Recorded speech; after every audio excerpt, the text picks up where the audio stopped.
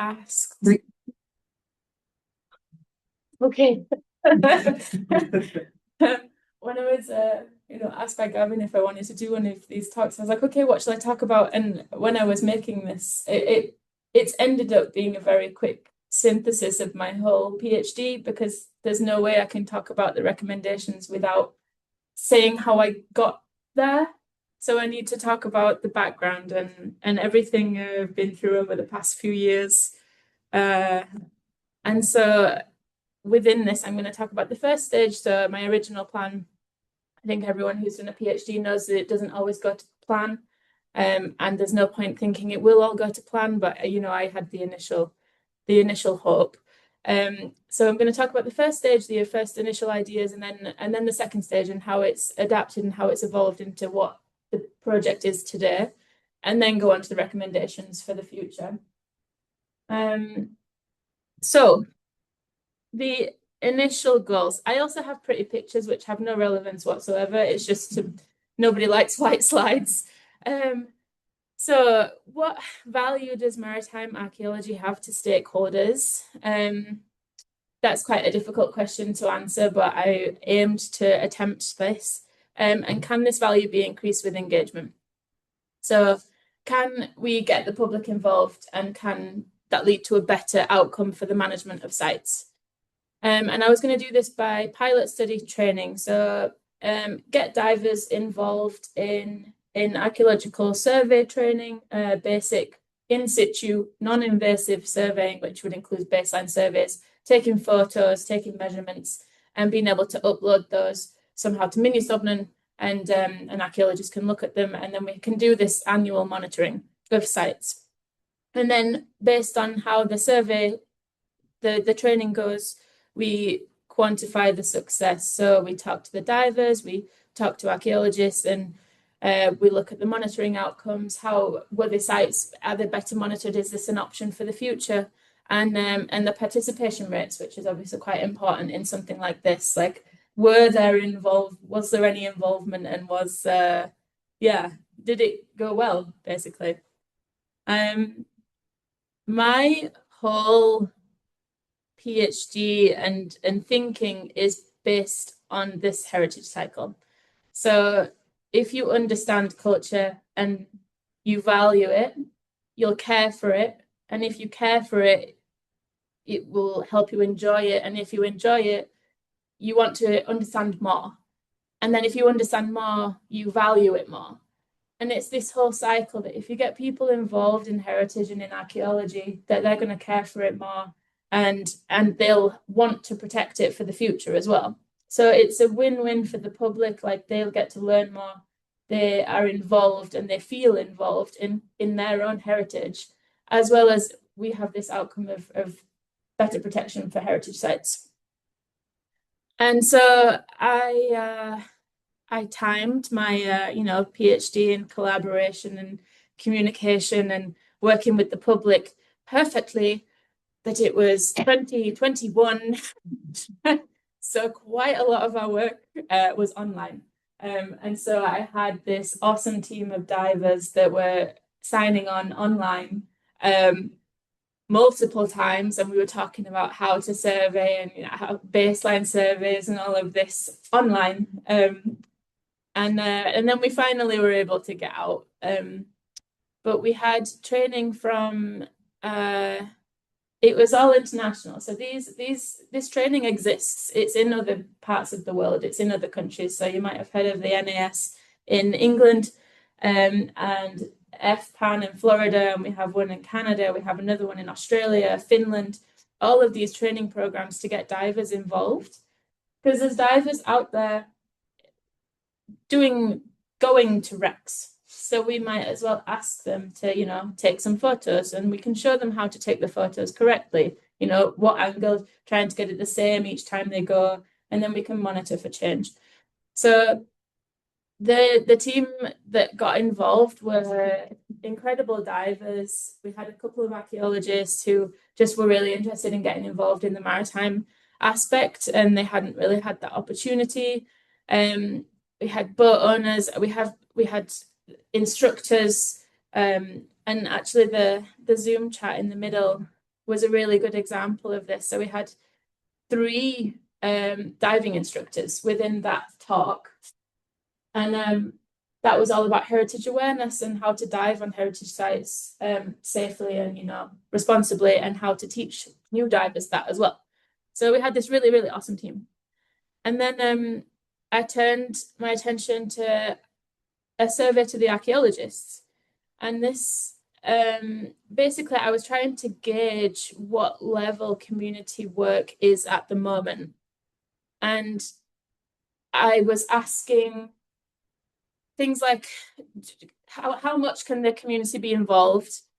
And should it be somewhat limited? And it was quite difficult to word the questions correctly, or like to make sure that I wasn't, you know, biasing the results in any way. But basically what these graphs are showing is that archaeologists were a little bit hesitant to have the community take power or be able to do things without the overview of an archaeologist, which is how it's done in Iceland now at the moment. So we have an archaeologist in charge, and then they're, you know, presenting their work to the public. And so this survey just really showed that. So it's it sort of made me go back and rethink my work. If we have this group of divers that are ready to go, I'll finish my PhD, hopefully, you know, soon, Gavin, next month. I'll finish my PhD, and then that would be it. That they would end. There's no actual foundation for them to be able to join. So I needed to take a step back and rethink, because if you continually engage the public, they want more, and that's been shown in other studies around the world. And if then they're just dropped, it actually creates more of a negative impact than positive, because they're not feeling like their input was valued.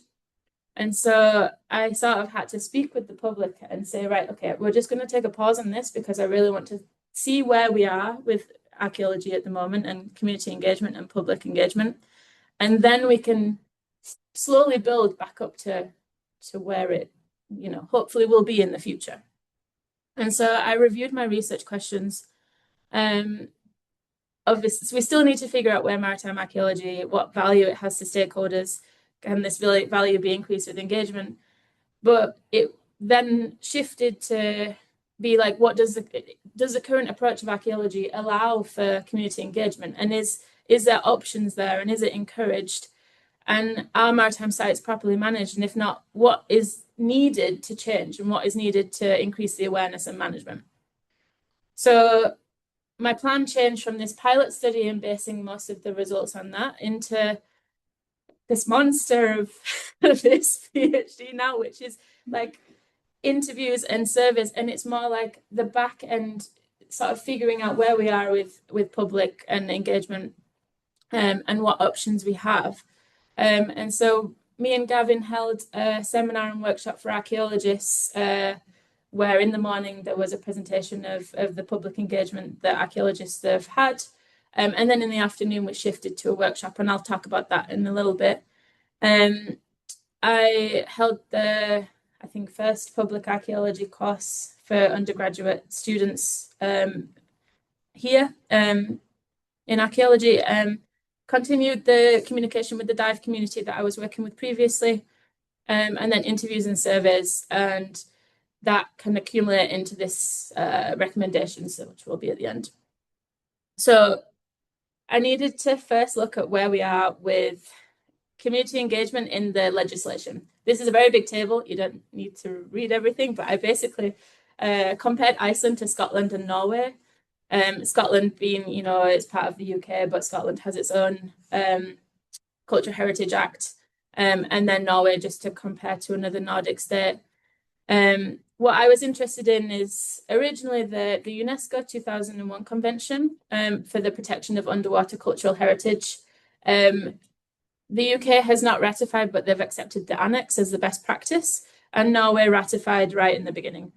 Iceland has not ratified, and it was discussed, but it didn't even make it to the stage of discussion where the notes, like the minutes, were taken. Like, it didn't reach that level of meeting, just because it might impact fishing grounds.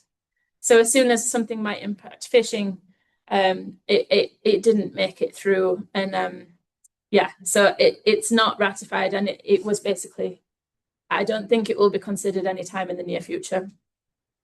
And then also this, so I was looking through the Cultural Heritage Act of all 3 countries, and if community engagement is mentioned, and how much emphasis is put on it. So in Iceland, there's no mention of community engagement in protection decisions. So any stakeholder meetings, any public engagement, or discussions regarding what should be protected and what shouldn't, and what is valued. It's the emphasis is placed on Minjastofnun and the National Museum. In Scotland, the public consultation is encouraged, and in Norway, it's a requirement. So it was just to see where Iceland is in comparison to other European countries around here. One of the research questions is trying to figure out where maritime heritage lies in comparison with other heritage, and how much how important it is to the public. So this was a survey. There was around 140 respondents, the public living in Iceland, residents, and maritime heritage was, it's quite low down. It's not really considered, but I don't know if this reflects the truth, because when you think about all these small local settlements around the coast, there's quite a lot of small maritime museums.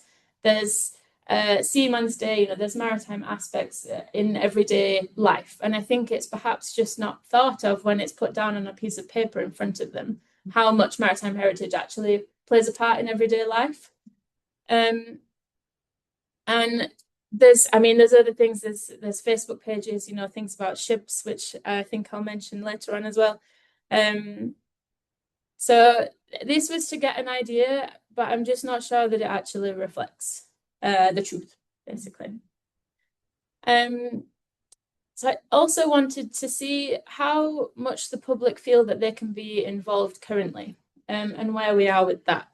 So I asked, do you think your local area is rich in heritage? And it was overwhelmingly a positive answer. But asking if there's opportunities for you to be involved was very mixed. It's neutral, basically. There was a lot of unknowns. There was a few people who commented in the extra section where I said and you can type in, and it was like, well, I think there is, but I wouldn't know where to find it, or something like that. And I live in Ísafjörður, and so maybe in Ísafjörður there's more going on than in Reykjavik, or maybe people think there's more going on in Reykjavik than in these small places. And so I also just wanted to reiterate this question into asking if you think there's more going on nationally. So maybe not in the place that you live, but if you know of things going on in Reykjavik, and that was even more negative than positive in the in the scale of things. So the public, at least from this impression, don't know how to be involved and don't know how much is going on, that they could be involved in.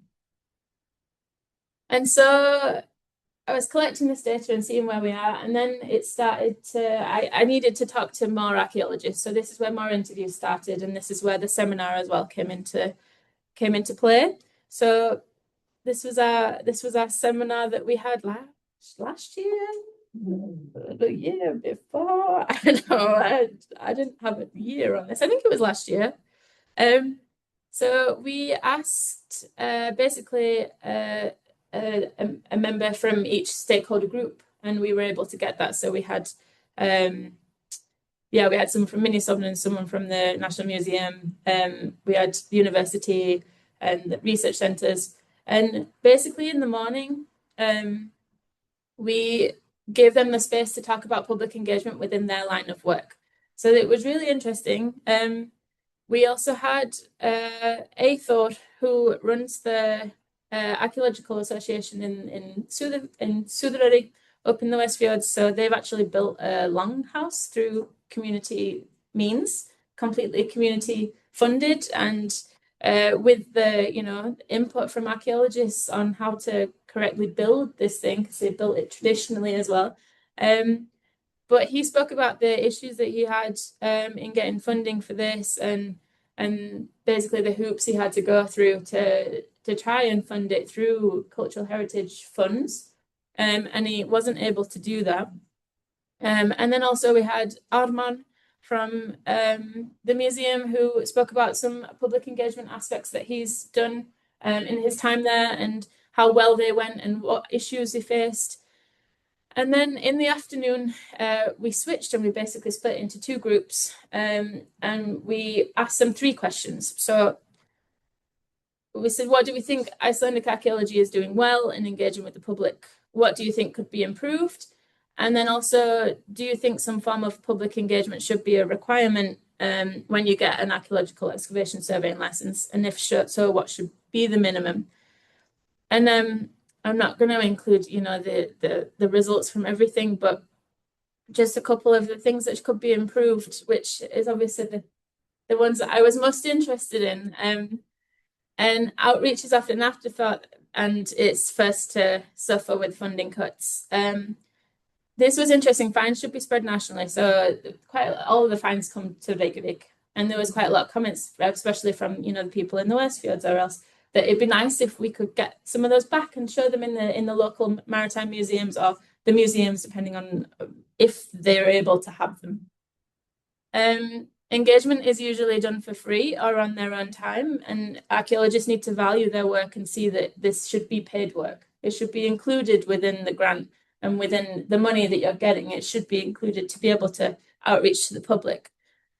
There's too many excavations with little dissemination, and that we don't use examples from other countries enough, and that we don't collaborate with international institutions enough as we could.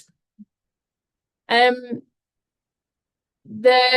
answer to question 3, I think, it panicked some people in the survey that I originally sent out. So when I said, should this be a requirement, everyone's like, no, absolutely not, because it's more work that is not included in the grants that you're getting, of course. But when I was able to, put my point across in interviews where you can actually have this back and forth discussion, it can be a sliding scale of engagement. So if that goes from a Facebook post, all the way up to, if it's some big public funded grant, there should be some outreach and some dissemination. And that should be included within the funding, when it's split. So I was able to explain that it could just be, some Facebook posts, which I think most digs do. And it's just making sure that the public know where to find that information, because quite a lot of the times what comes out of these is a report or a publication to an international journal, and they're not publicly accessible in the way it's scientific language used. And I think an average member of the public wouldn't be able to read an archaeological dig report and understand what has come out of that. So just something like to show the public. And yes, so the panic was reduced, I think. So I did a pre and post survey of my lovely public archaeology students, and the post survey results were in Ísafjörður, and it wasn't quick to run home and grab them when I realized I didn't bring them with me. So I have the pre-notes. It was basically, I asked them, what do you want to get out of this? What do you think public archaeology is? And why have you signed up to this course? And I think that this gives a really nice overview of where we are now on, like, if we're sending archaeologists out who don't know the methods in speaking to the public or know what options there are, then it's not always going to be a good communication back and forth. And just knowing that there is this this huge spectrum of community engagement, but going all the way from, you know, just outreach, which is what we're used to, all the way up to this community engagement, which is a collaboration throughout. And that's something that, you know, we're a little bit off doing at the moment, but maybe in the future it could be more community-led projects. But I really enjoyed speaking with the students and trying to figure out what they needed to get from this course as well. And I think the notes that I have from the post survey makes it seem like things were understood and things went well. So some of the interview results, I've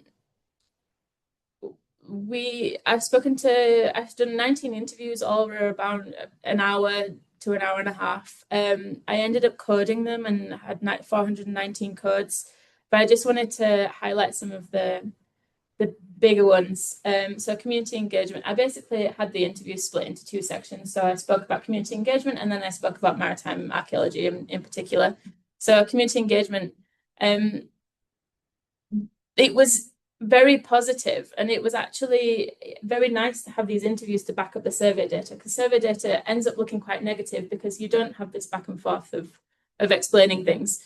But actually everyone was very positive to more engagement, and we have this 23 codes that were pinged as that they've seen this ivory tower approach and they're just not sure how to get out of it, or like we shouldn't gatekeep archaeology from the public. And that was mentioned quite a lot. Issues in engagement is more like that they've been taken out of their time of digging and they had to go speak to someone, or they're really not the best person to be speaking to the public, and that is also fine. There's always somebody in a team that is willing and maybe more able, and it's completely okay to not be the one who's going to be up in front of everyone. I was also interested in understanding this terms of engagement. So internationally, I think within the English language, there's all of these different things which I've already mentioned. So we have this outreach, public engagement, community archaeology, and it's confusing. And I wanted to see if that language exists in Iceland. And I think it was interesting to find out that it doesn't exist really in the Icelandic language. And there isn't really a way of differencing between all these terms. And so I had 13, codes where they understood that these things are different, and then that they were the same, sorry, and 5 that were, knew that they were all different terms. And then the outreach requirement, positive to negative, so 12 positive and 4 negative. In terms of maritime heritage, I mean, it's not a surprise to see that funding issues were like pretty high, and I actually think there should be way more codes than that, because it came up a lot. Oh, it'd come up once, but it'd be a long conversation of 15 minutes, which is one code. So yes, funding is a problem, of course, and it's something that probably everyone knows with all archaeology, especially at the moment with the cuts. Defining maritime archaeologists, it's a funny one. So when I ask people about, who is a maritime archaeologist, it sort of pops up as like, well, the 3 the ones who are doing these talks over the next previous week and this, it's making it seem like maritime archaeology is huge in this country, and it's really not. So I spoke with an archaeologist who does most of their work on the shoreline on coastal sites, and I said, why are you not classed as a maritime archaeologist? And they said, well, I mean, because we just have to do everything. And that's the truth. There's so many more maritime archaeologists than we have written on paper. It's just that you don't dive, and that doesn't mean that you're not a maritime archaeologist. In another country, you would be classed as that. And then we need something big, which really made me laugh. So we had mentions of we need our Mary Rose, or we need our Vasa, and then it'll be really big in maritime archaeology. So we need someone to find something big, basically. And so, what time is it? The thing's blocking. It's 25 minutes past Yeah, okay. I was like, I can't see. So recommendations. The first aspect is ICZM, so Integrated Coastal Zone Management. This connects lots of different fields in the marine spatial plan, basically, and make sure that, you know, each aspect is taken into consideration. And in Iceland right now, heritage really isn't taken into consideration within these, and the UNESCO Convention would help back that up a little bit more, but it's not at the moment. And so for Iceland specifically, that would look like a boundary between fishing, tourism, infrastructure, and heritage. So infrastructure is normally, you know, it's quite big, and especially, I mean, I live in the West Fjords, we have aquaculture just completely booming. Currently, the MSP, like Marine Spatial Plan, is planned nationally. So it's based in Reykjavik, it's the big organizations, whereas terrestrial is done by municipality, so it's local. And there was a study done by Maria Wilke on marine spatial planning, and she basically was talking to the locals about the marine spatial plan, and her outcome was that there was very little trust in the marine spatial plan at local level, just because they didn't know about it, or they wouldn't know about the plan until it's published. And these workshops and, you know, things that would exist within a local level weren't existing. And research in Estonia showed that inviting people to contribute their knowledge on heritage actually brought more people into the marine spatial plan as a whole, because that's the thing that they're interested in. Like, shipwrecks brings people in, you know, it's not it can be used to your advantage. People are interested in shipwrecks, and so using maritime heritage as an aspect to bring people in and talk about this spatial plan is really good, because that's what you can have the storytelling on, and involve people, and that they might have more knowledge on that than where aquaculture pens can go, because it's not something that the average person knows. And Ragnar published a paper last year as well, in the maritime heritage can be linked with ICZM, with the IUCN 30 by 30 goal. So I don't know if you know, but IUCN have basically said that they want 30% of the world preserved or like conserved by 2030. That's in 4 years. Yeah, so there's a lot to be done. But within Iceland, we should be looking at heritage sites as marine biodiversity hotspots as well. You can see from in Ragnar's paper, he has a map of the trawl lines, and they avoid spots, and you know exactly what that spot is. It's a shipwreck. They don't want their trawls snagging on the shipwrecks, and so why would we not also just, you know, fight two birds with one stone and protect that area? They're not going over there anyway. We might as well have a protected area. And so it's working with biology and biodiversity, you know, goals, that we can also sneak heritage in there as well, because we've got to like sneak it in where we can.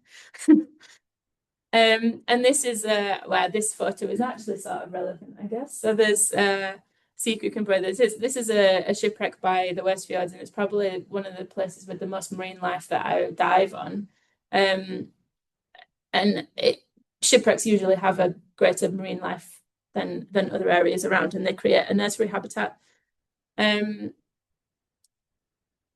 So the next thing is a rec database. This is probably the number one thing that we need, and it's in collaboration with all of these other aspects that I'm going to talk about. This rec database. So we have the map produced by Minjastofnun on all of the archaeological work in Iceland. There is no underwater sites on this map. Even the ones that we all know about, so Milkmaid, they're not on there. And I know that, so Ragnar, you know, or whoever it is, sends the coordinates to Minjastofnun whenever there's a new archaeological find underwater found. And then that information is with them, but it's not available. And I understand there's this back and forth of, we don't want to make them all public because maybe they'll be looted. But I don't think that that's reality. And, you know, we have all these terrestrial sites, so it might provide dive sites for people, yes. But also if we pair that with heritage awareness, it can actually be a positive thing, and we can have the divers going out and doing these monitoring surveys. But to do that, we need this baseline. And for a baseline, we need a map.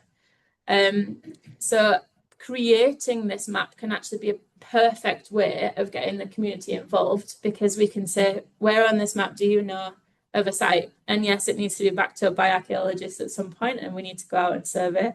But that can be a later problem, maybe when maritime archaeology is a big thing. We have more people. But on this map, you can also include a lot of information. So I have an example. This is the Scottish historic marine protected areas. So I've selected, you can't really see it, I can point to these people. I've selected this circle in the middle, and this is a wreck. So it's the Campania wreck. And you click that and you say, find out more information about this site. And then it comes up with all of this information. And it was pages and pages. I just screenshotted, you know, the top bit. And then also the preservation objective, which I think is really nice. Like, why have they protected this area? And at what level of protection is it? So can divers go there? Is it protected for everyone? Can you go there as an archaeologist, or who do you apply for the permit to go there? And on the database, they also have a, you know, enter site, and you can put in information and coordinates if you found something. It's really simple. It's just quite nice to follow.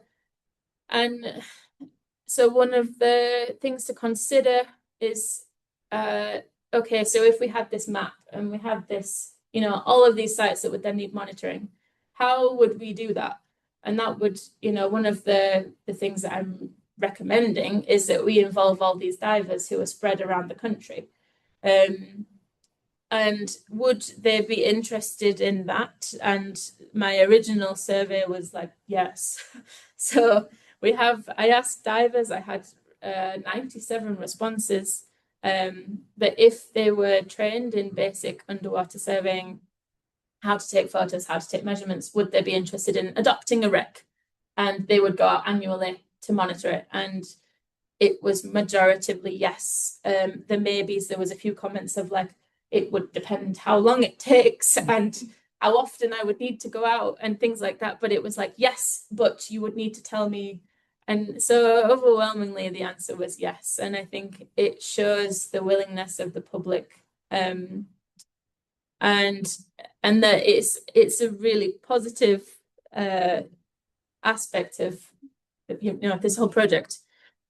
So the next recommendation is education. So I've split this into two. It would be the formal education for archaeologists. It would be, you know, higher education. At the minute, there isn't a maritime archaeology aspect in the archaeology program at Howie, unless, you know, somebody does it randomly. So I know Kevin's done it twice now. In involving that or incorporating it into another course. And also public archaeology and teaching the students how to speak to the public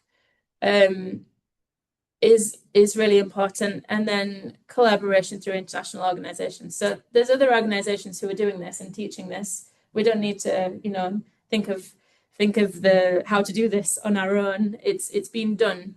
And then so we have the formal education, and then the opportunities for the community. So outreach and education to schools. UNESCO has a teacher resource online that you can just download. It's a full teacher's pack of how to talk about archaeology.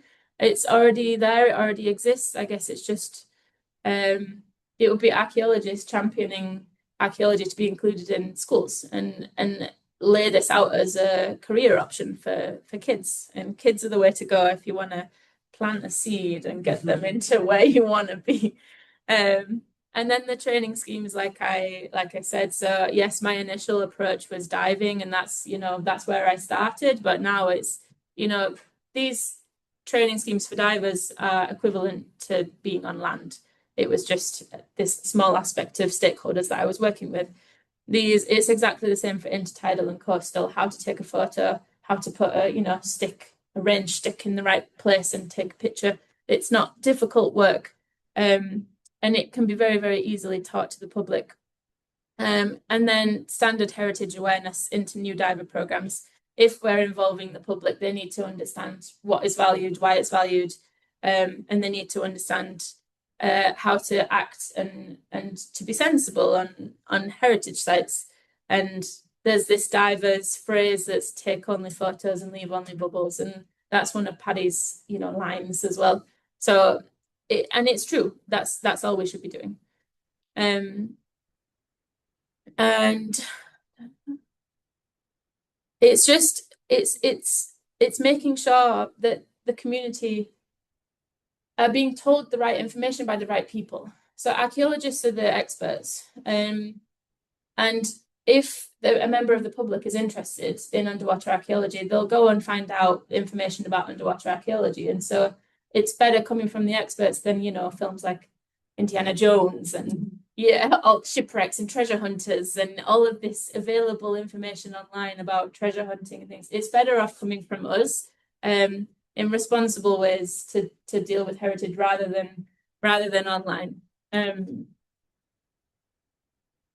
so we have lots of options of community engagement. It's all based on building stewardship, getting the community involved, and making them feel like the sites around them are important and that they're involved and that it's their heritage and we should protect it. It's more likely that a community member will call Minjastofnun if they know about the site and if they care about it, if something's been done to one of them.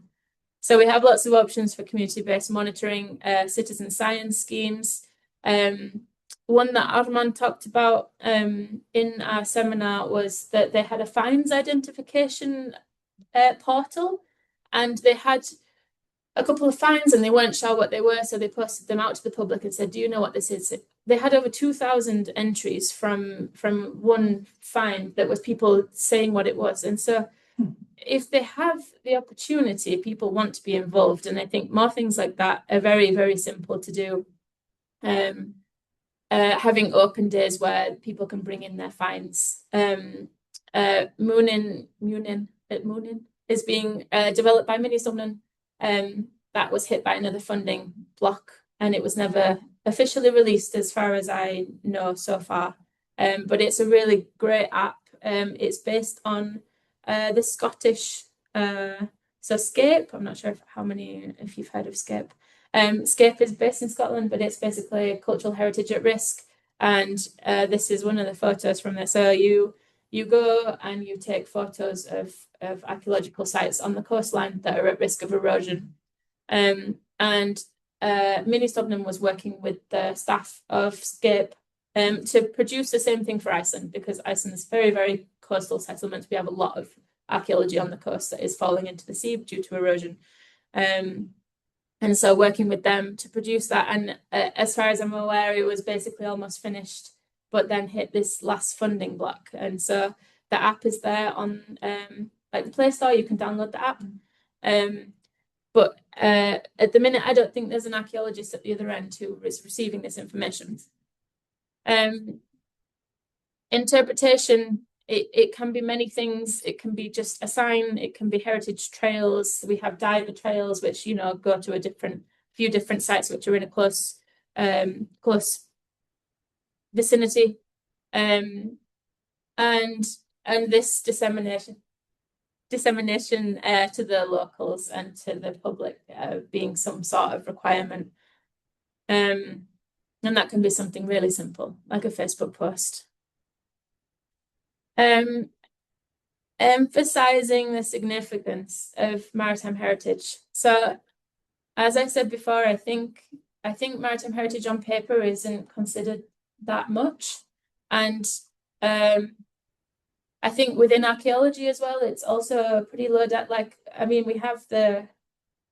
We have archaeologists that do maritime archaeology that are not classed as maritime archaeologists, or they don't class themselves as that, and then we have the two who do, plus me, I guess, within these 3 weeks. So we need more emphasis and more people that want to come and convert to the maritime side.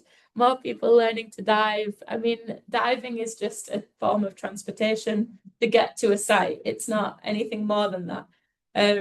And yes, we can make it look cool and we can make it look adventurous and things, but really it's just a form of transportation. And then you do exactly the same job terrestrially as you do underwater. So everyone knows how to do it. It's just getting you there.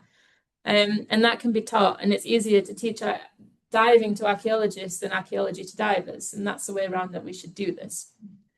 And we can see the public interest, and we know that there's public interest. And this, ships around Iceland, shipwrecks, it has 8,500 members who are constantly posting. Like, they're posting a lot of things like, oh, I found this, what do you think this is? And people going out and taking photos. And there's like Erlander in the north who's doing photogrammetry. Like, he's not an archaeologist, but he's just interested, and he's going out and taking drone photos. Like, the interest is there.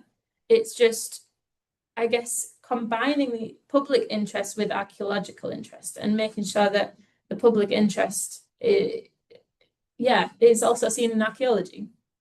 And this was something actually brought up in an interview that I don't think you'll mind me saying.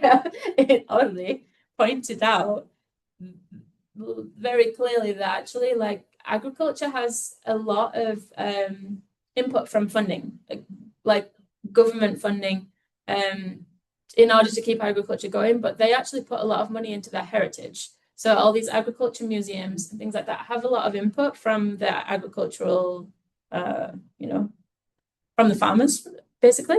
But the same is not seen in fishing. So fishing is probably, is what the second biggest income is the Icelandic economy, and they're really not putting any money into their heritage and to building this interest in maritime heritage. So it'd be interesting to know how much money is involved, and I really don't think it's a lot compared to the agricultural museums around the country. And so this recommendation list has basically then attempted to make a diagram of where we are. So what we need is more engagement and education. We need heritage to be involved in ICZM, and we need a maritime database. So maritime database can be combined with engagement through baseline surveys. We can get the public involved in baseline surveys. We have all of this stakeholder involvement and then informed policy, and the visibility and accessibility involving people in ICZM. So it's all connected, it's all needed. We can't have this, we can't have one without the other, really. And it's all about increasing the significance of maritime heritage generally. And then in the hope is improved management. If people care about it, they'll want it to be managed. And it's seen elsewhere, it's not anything new. There was a site in the UK that was discovered, and basically they were going to, it was one of the wrecks. It was just going to be covered in concrete, and the public were the ones who rallied behind it and basically pushed the government to create this whole museum now that is for this wreck, and they were able to, preserve it. So when you get the public behind you, you really can achieve a lot. And I think one important thing to note for archaeologists as well, like if you are stating that you're going to be working with the public and you're going to be doing more outreach, this might correlate with getting more funding. So the funders want to see that you're going to work with the public in some way, and if that is always a part of your research, then really we should be getting more money. And we should value the work to ask for more money to cover this. So going back to my original plan was, to work with the community of divers, work with the education, and see if that could improve the management of sites, working with stakeholders, outreach, collaboration, things like this. This was the original plan, and what it actually turned into was looking at higher education, ICZM, a national database. We need some sort of commercial plan. We don't have the resources in Iceland to deal with a big archaeological site. We have, three of us who can work underwater on an archaeological site if needed. So we need some sort of commercial plan to have outside collaboration and all of this. And in reality, it looks more like this. It was complete, there's a lot of things to consider, and there's a lot of things that are going on. And so what value does maritime heritage have to stakeholders? That's the difficult one to answer. On paper, I know not so much, but in reality, I think it's a lot more. And can this value be increased with engagement? Yes, I believe so, and it's been shown to do that elsewhere. Does the current approach of archaeology encourage community engagement? I don't think it does, but there's rooms for improvements, and also shown by interviews, a lot of people are willing for it. It's just where to start and knowing what to do and how to work with the public, I think, is a big thing, because it's not really in our language, and it's not the done thing. And our maritime sites properly managed, and if not, what needs to change? I don't think they're properly managed at the minute, and that's basically down to a resource issue, accessibility.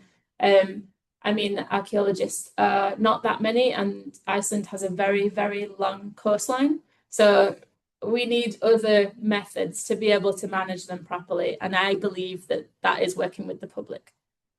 Okay, thank you.